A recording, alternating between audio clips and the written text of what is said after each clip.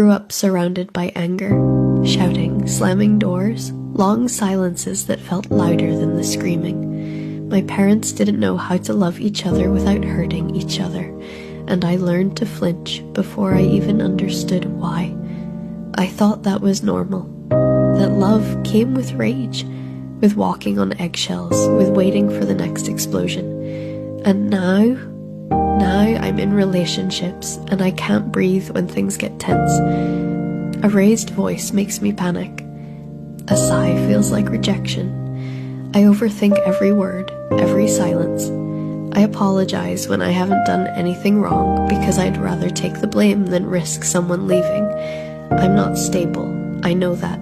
I'm emotionally fragile, scared that the people I love will turn into storms like my parents did. I want to love better, to trust, to not brace for impact every time someone gets close. But that kind of fear, it doesn't disappear just because you want it to. I'm trying, but some days I'm still that kid hiding in the corner, hoping the yelling stops.